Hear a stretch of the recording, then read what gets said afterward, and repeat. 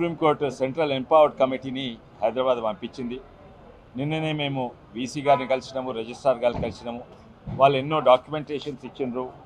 రఘునందన్ రావు గారు మరి ఈటల గారు దాని మీద పరిశీలన చేసి మేమందరం కూడా చేసినాము.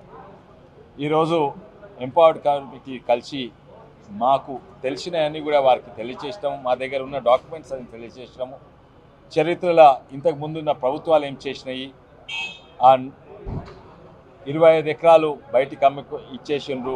మధ్యలో నుంచి కోవిడ్ అటున్నప్పుడు ఇంతకుముందున్న ప్రభుత్వము బుల్డోజర్లు పెట్టి 18 ఎకరాలు బుల్డోజర్లు పెట్టి రోడ్ వేసిండ్రు.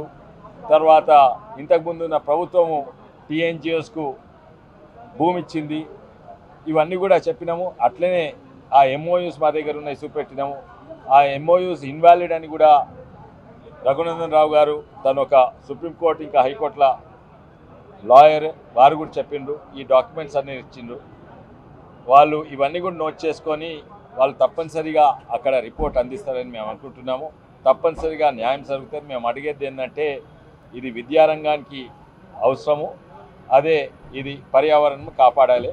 మీరు ఎట్లయినా చేసి ఆ 2324 ఎకరాలైనా లేకుంటే అది కలెక్టర్ గారు రంగారెడ్డి కలెక్టర్ 2012 2185 ఎకర్స్ అవి ఎట్లా యూనివర్సిటీ కేటాయించాలని మా విజ్ఞప్తి. మరిన్ని వీడియోస్ కోసం ఛానల్ ని సబ్స్క్రైబ్ చేయండి. లేటెస్ట్ అప్డేట్స్ కోసం వాట్సాప్ ఛానల్ ని ఫాలో అవ్వండి. ఆ లింక్ డిస్క్రిప్షన్ లో ఉంది.